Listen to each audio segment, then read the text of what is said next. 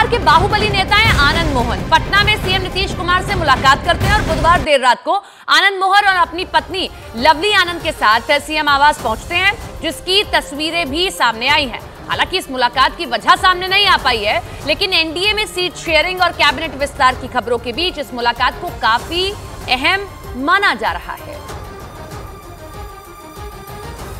तो आनंद मोहन आपको याद होगा, एक बहुत बड़ा किरदार उस समय भी जब आरजेडी ने सभी अपने विधायकों की बाड़ेबंदी की थी, अपने घर में तेजस्वी यादव ने की थी। उस दौरान भी जब इनके बेटे अंदर थे तो उनके बेटे के लिए किस तरीके से लिखा गया था कि उनके बेटे को जबरदस्ती वहां पर रखा गया है। तो आनंद मोहन की ये तस्वीर बड़ी महत्वपूर्ण हो जाती है इस वक्त, क्योंकि गठबंधन का फॉर्मूला लगभग तय है। अब कारण क्या है ये स्पष्ट नहीं हुआ है। मुख्यमंत्री नीतीश कुमार से मुलाकात की हुई है, लेकिन जो राजनीतिक पंडित हैं वो यही मानकर चल रहे हैं कि गठबंधन के लिए या सीट शेयरिंग या तमाम ये जो चीजें हैं जो अभी लोकसभा चुनाव के लिए जरूरी हैं, उसको लेकर बातचीत या चर्चा संभवतः हुई होगी इस मीटिंग में।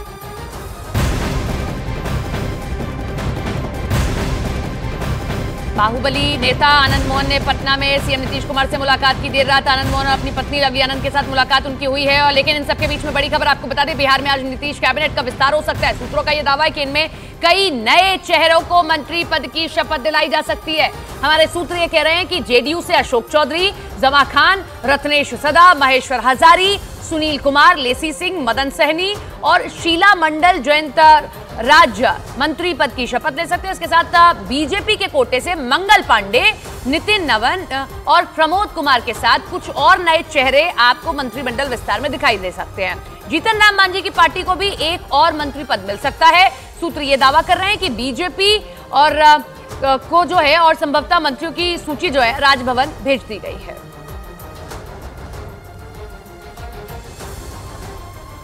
ग्राफिक्स आपको दिखाते हैं और बताते हैं कि जेडीयू कोटे से कौन कौन संभावित विधायक शपथ आज ले सकते हैं। ये देखिए, जेडीयू कोटे के संभावित मंत्री हैं अशोक चौधरी, रत्नेश सदा, महेश्वर हजारी, सुनील कुमार, लेसी सिंह, मदन सहनी, शीला मंडल, जयंत राज।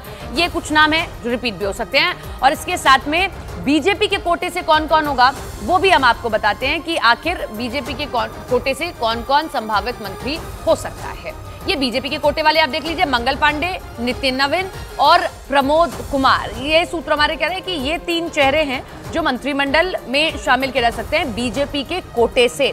जीतन राम मांझी ने भी क्योंकि सपोर्ट किया तो उनकी ओर से भी एक मंत्री बनाया जा सकता है गठबंधन को और मजबूत प्रगाढ़ करने के लिए। तो जीतन राम मांझी की ओर से भी एक संभवतः मंत्री हो सकते हैं।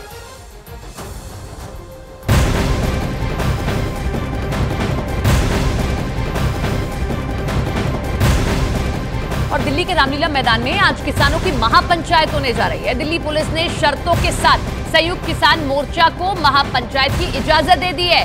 एसकेएम का दावा है कि इस महापंचायत में बड़ी संख्या में देश भर से किसान जुटने वाले हैं और किसान ट्रैक्टर ट्रॉलियों से नहीं बल्कि बसों और ट्रेनों के जरिए दिल्ली पहुंच रहे हैं। वहीं किसानों की महापंचायत को लेकर दिल्ली पुलिस ने भी पूरी तरह से अलर्ट कर दिया है। रामलीला मैदान के आसपास की सभी सड़कों पर पुलिस और पैरामिलिट्री फोर्स मौजूद है ताकि किसान रामलीला मैदान से आगे न जा सके। तो किसान महापंचायत आज होने जा रही है, जिसकी 5 तस्वीरें हम आपको दिखा रहे हैं। शंभू बॉर्डर पर उस दिन क्या कुछ हुआ वो आप सबने देखा, जिसके बाद में किसानों को इजाजत दे दी गई कि आप रामलीला मैदान जा सकते हैं, लेकिन रामलीला मैदान से आगे नहीं बढ़ सकते, जिसके लिए अलर्ट भी जारी कर दिया गया। ट्रैक्टर ट्रॉली बैन है, क्योंकि क्या हुआ था पहले भी जब ट्रैक्टर ट्रॉली अंदर दाखिल हुआ तो आप सबने देखा था, ट्रैक्टर ट्रॉली बैन किया गया और ये ट्रैफिक के चलते भी हो सकता है। फोर्स को तैनात कर दिया गया, अगर स्थिति बिगड़ेगी तो इतनी फोर्स लगाई गई है कि उसको काबू में किया जा सके। और दिल्ली पुलिस अलर्ट मोड पर भी है किसी भी सिचुएशन से निपटने के लिए। लेकिन आप ये भी ध्यान रखिए, दिल्ली में आमतौर पर भी जो ऑफिस आवर्स होते हैं उसमें जाम लगता है और अगर इस तरीके की सिचुएशन रहेगी तो जाम और लग सकता है। तो आप अपने समय अनुसार पहुंचने के लिए अपना समय देखकर निकलें। किसानों की महापंचायत में 5000 से ज्यादा किसानों के इकट्ठा होने की संभावना जाहिर की गई है और राजधानी की सड़कों पर हेवी जैम भी लग सकता है। और इसके पहले ही पुलिस ने ट्रैफिक डायवर्जन के बारे में सूचना दे दी है। ग्राफिक्स हम आपको दिखा रहे हैं। ये रास्ते प्रभावित हो सकते हैं, जिनमें जवाहरलाल नेहरू मार्ग होगा, बहादुर शाह जफर मार्ग होगा, आसफ अली रोड हो जाएगा, स्वामी विवेकानंद मार्ग, नेताजी सुभाष मार्ग, मिंटो रोड, महाराजा रणजीत सिंह फ्लाईओवर, चमनलाल मार्ग, बाराखंबा रोड, टॉल्स्टॉय मार्ग, जयसिंह रोड, संसद मार्ग, बाबा खड़क सिंह मार्ग, Ashok road, Connaught place circle, DDU मार्ग। इन रास्तों पर डायवर्जन होगा, वो आपको दिखाते हैं। अजमेरी गेट चौक पर डायवर्जन आपको मिलेगा, गुरु नानक चौक पर आपको डाइवर्ट होना पड़ेगा, कमला मार्केट अगर आप जा रहे हैं वहां पर भी आपको डाइवर्ट होना पड़ेगा, पहाड़गंज चौक के पास भी डायवर्जन कर दिया गया है, झंडेवाला ना बाराखंबा रोड पर भी डायवर्जन है, जनपथ रोड पर भी डायवर्जन जैसा आप देख रहे हैं, क्योंकि सीपी का जो एरिया है वो भी प्रभावित हो सकता है, केजी मार्ग क्रॉसिंग ये भी डाइवर्ट कर दिया गया है। हम आपकी सुगमता के लिए ये डायवर्जन आपको बता रहे हैं। अगर आप टीवी अभी देख रहे हैं तो आप अगर इन रास्तों पर जा रहे हैं तो समझिए यहाँ डायवर्जन होने वाला है, अपना ऑल्टरनेट रास्ता भी पकड़ लीजिए।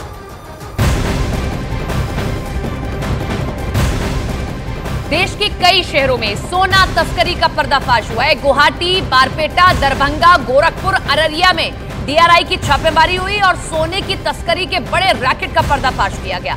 61 किलो सोना समेत 19 लग्जरी गाड़ियां बरामद हुई हैं। 13 लाख रुपए कैश भी मिला है। 12 लोग हिरासत में ले लिए गए हैं। ये बड़ी खबर आप देख रहे हैं। देश के कई शहर जो कि सोना तस्करी की चपेट में है। गोरखपुर, अररिया, डीआरआई की छापेमारी देखिए पड़ी है तो लाखों का कैश बरामद हुआ। सोने के ये बिस्किट आप देख पा रहे हैं, ये बरामद हुए इनके पास से। 12 लोग हिरासत में ले लिए गए।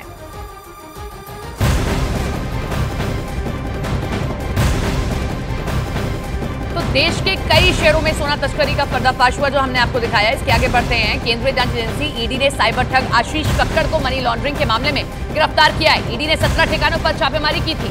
आशीष कक्कड़ को 10 दिन की ईडी रिमांड पर भेज दिया गया। आरोप है कि आशीष कक्कड़ विदेशों से चलने वाली ऑनलाइन गेमिंग कंपनी और वेबसाइट को भारत में ऑपरेट कर रहा था।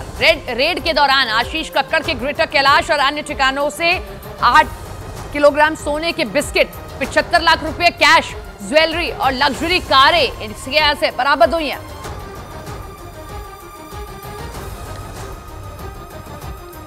पश्चिम बंगाल की बात करेंगे। वहां टीएमसी और बीजेपी में झड़प हुई है। जादवपुर टीएमसी और बीजेपी कार्यकर्ताओं के बीच झड़प हो गई है और बीजेपी उम्मीदवार अनिबान गांगुली के प्रचार के दौरान झड़प हुई। तो ये तस्वीर हम आपको दिखा रहे हैं, जादवपुर की सीट बंगाल की, और यहाँ टीएमसी और बीजेपी के कार्यकर्ता आपस में भिड़ते हुए नजर आए।